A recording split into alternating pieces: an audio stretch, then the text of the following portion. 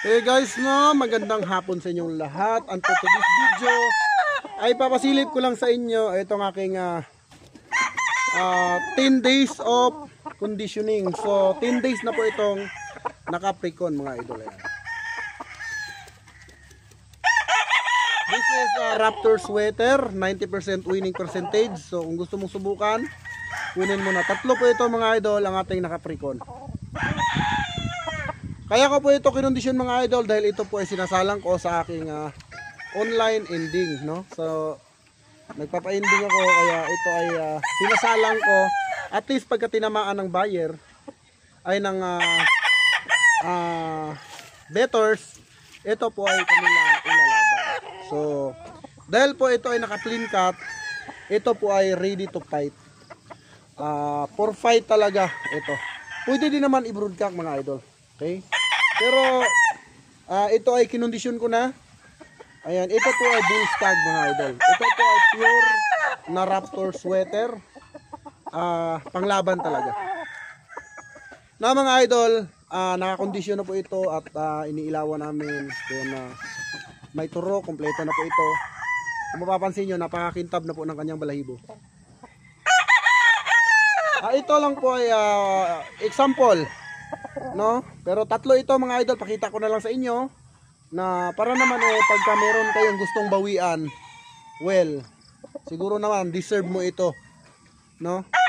So, ang dami mo nang nilaban, hindi ka man lang maka-champion. So, hayaan nyo ako na ipasubok sa inyo itong aking linyada. Subukan nyo lang mga boss, no? At malalaman nyo. Wala itong pinipiling kalaban. Okay? Gaya nga ng sinabi ko, hindi naman tayo sikat na game farm. Hindi naman tayo yung mga tinitingalang game farm, pero tayo po ay nagtataglay ng mga materyales kung saan lahat ng materyales natin dito ay galing mismo sa kanila, sa mga bigatin na game farm. Kaya nga po dinadayo tayo ng lupin dahil nakikita po ang ating vlog at ang farm na ito mga idol ay para po talaga mag-improve, no? I-improve lahat ng mga backyard breeders. Kaya hindi po dito nagko-crosses. Wala pong crosses dito. Nagko-cross lang ito kapag nagpa-reserve yung isang buyer tapos hindi kinuha, no? So try nyo lang ang ating 90% winning percentage na Larry Romero sweater. Bandirado ito at napakakinis na, pulang-pula na rin ang mukha. Okay? So lagi ka na lang talo, may pera ka naman. Meron ka, andyan na sa'yo lahat, no? Nagtipid ka lang. Tinipid mo lang yung sarili mo na maging isang kampiyon, no? Huwag mo tipirin mga idol. Alam nyo, walang katumbas ang kasiyahan kaysa sa pera, no? Pag nag-champion, iba ang saya. Makakabawi ka, iba ang saya. Magandang manok mo, iba ang saya. Okay? Kaya itong bariya na presyo nito sa totoo lang mga idol, kahit ako, bariya lang talaga yung manok ko. Sa totoo lang. Ito po ay pang small time backyard breeder talaga ang price nito. Hindi nyo lang siguro na-appreciate. Kasi po kaya ako po nasabi na bariya, kasi bumibili po ako sa mga bigating breeder. So, tuwing nagbabayad ako, tapos parang mas maganda pa yung manok ko. Diba? So, tuwing nagbabayad ako, napapaisip din ako. Pero, yun nga, kita nyo naman mga idol yung result sa ating breeding. Okay? Kita nyo yung resulta. Minsan, napapasabi na lang ako na bariya lang talaga yung presyo ng manok ko. Kahit sa panglaban ko, bariya lang po ito mga idol. Kung masusubukan nyo lang mag-breed, no? Malalaman nyo po kung gaano kalaki yung gastos at kung gaano kalaki yung kapital na binuhos natin dito, no? Para lang makapaglabas tayo ng napakagandang mga linyada na para sa inyo. So ito yung number 1 mga idol. Pakita ko naman yung number 2. Mga idol, ito yung number 2. So Gusto mong bumawi sa 2 hits, 3 hits, PM mo lang ako. I will give you 90% winning percentage. Kita nyo naman mga idol, hindi na kailangan i-explain, nakikita nyo po sa mukha. Buong buo yung mata niyan. Buong buo yan. At naka plain cut na. So siguro naman mga idol, no, sa hinaba-haba, no, ng journey mo, at huwag ka namang papayag na hindi mo bigyan ng regalo yung sarili mo, no? Huwag mo namang payagan na yung kaligayahan mo, kasayahan mo ay hindi mo magawa. 'Di ba? Huwag ka namang pumayag na iiwanan ka ng panahon. Eh alam mo naman na meron ka talagang ibubuga. Hindi po ito mga idol luho. Ito po ay para din sa inyo.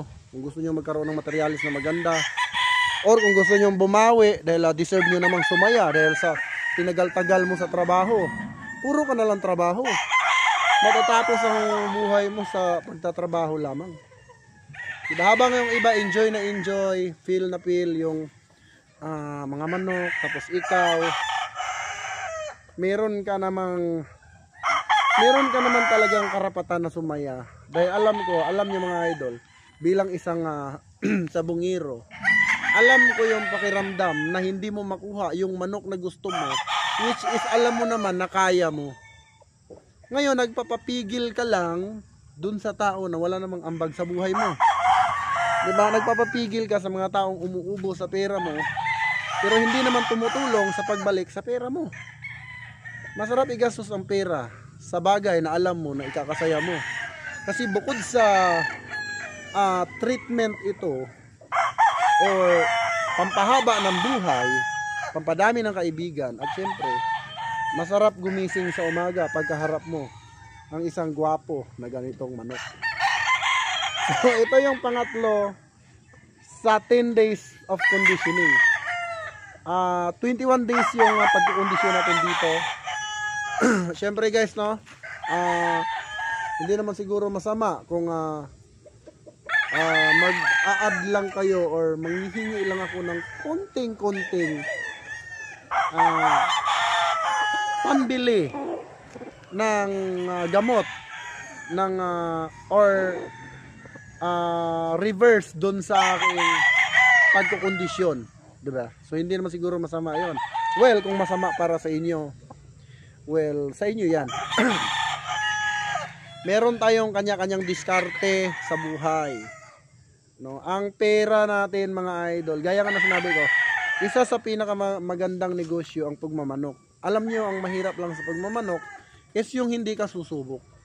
Yung puro ka lang plano, nagplano ka ng 2020, inabot ka ng 2024, plano ka pa din. Ibig sabihin mga idol, wala ka talagang plano. Pinaplano mo lang tuwing gugustuhin mo. Pero kung tinuloy mo yung plano mo na gusto mong magkaroon ng maliit na backyard na magagandang manok, ito na lang isipin nyo mga idol. Lagi kong sinasabi sa inyo, wag nyong sabihin na hindi kayo sikat, hindi kayo kakilala, ay hindi bibilhin yung mga manok ninyo. Take note mga idol, hindi po yung may-ari ang binibenta, yung produkto. 'Di ba? Ganun po 'yun. Hindi po ikaw ang binibenta mo, yung produkto mo.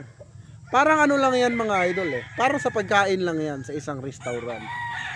Yung isang restaurant bago lang, pero lahat ng pagkain masasarap. Yung lumang restaurant, ang tagal na niya, pero yung recipe niya or yung pagkain niya hindi masarap. So saan pupunta ang customer? Common sense gagamitin natin ngayon. Saan pupunta ang customer? Sa luma? Siyempre sa bago. Kung ikaw ay isang backyard breeder na nagtataglay lahat ng kagandahan ng manok, hindi pupunta sa farm ng buyer, pupunta sa iyo. Ito lang. Gaya ko, taglay ko yung lahat ng mga manok ng bigati na breeder. Almost lahat mga idol. Yung pinangarap kong i-cobra ay nakamit ko na. At siguro hindi pa doon natatapos yung paghahanap natin ng mga matitinding materyales. Although nag-stop talaga ako at nag-stick to one ako sa Larry Romero sweater dahil dito ako umasinso. Dito ako lumakas at ito yung manok na capable sa akin. So minsan kailangan nyo rin maghanap ng manok na capable sa inyo or yung manok na aayon sa inyo. Diba? Kasi ito yung tumupad ng aking mga pangarap, no? Itong mga raptor. Kaya ito ang pinakamarami dito sa aking farm. Marami akong pang commercial na mga manok, mga off colors, pero ito yung hindi ko pinapabayaan. Magbe-breeds ako nito almost 80%, 20% lang yung mga bagong linyada. Kasi ito din ang binabalik-balikan ng kliyente ko. Kaya mga idol, malay nyo sa inyo ang etong raptor na ito, no? Swertehin din kayo. So baka kayo na ang susunod na JPP, 'di ba? So ayan mga idol, masarap maglibot sa sarili mong pinaghirapan. 'Di ba? Masarap gumising na makikita mo yung dami kong manok. Gaganda ng manok ko. Kaysa naman gigising ka mga idol na hindi mo alam kung saan, 'di ba? Kung pag dumaan yung mga kaibigan mo na ba't ganyan ang manok mo? Eh meron ka naman eh. 'Di ba nagtipid ka lang? Huwag kang magtipid sa materyales. Pero dito sa GTP, lahat ng materyales dito mga idol. Sinasabi ko sa inyo, barya lang po ito kumpara dun sa ibang farm. Kaya nga china-challenge ko kayo eh. Kung kayo ay nakakuha dito ng manok at meron kayong manok sa isang sikat na breeder, i-challenge mo. Ibitaw mo yung manok ko sa manok nila. Yung diferensya ng price namin napakalayo. Although 35 or 20 ang bili nyo sa akin, 7K, 8K, then ibitaw mo, makikita nyo yung difference. Okay? Pakita ko pa yung isa bago tayo mag-end. Then guys, no, ito yung pang number 3. Okay? So, kung mapapansin nyo, lahat clean cut yung kinondisyon namin. So, bull stag ito. At pag ito nag 21 days, no? Medyo malikot ito guys. Napakalikot nito. Kasi isa ito sa pinakamabilis na raptor. And guys, medyo malikot siya. Isa siya sa baka magpastiskil ito. Depende. O magpastiskil o siya magpastiskil. Malikot lang itong manok na to. Pero super ito mga idol. Ayan o, busog na busog o. Ayan po. 3 raptor ang kinondisyon ko. Para kung sakali man na mag full show kayo, pwedeng papusta.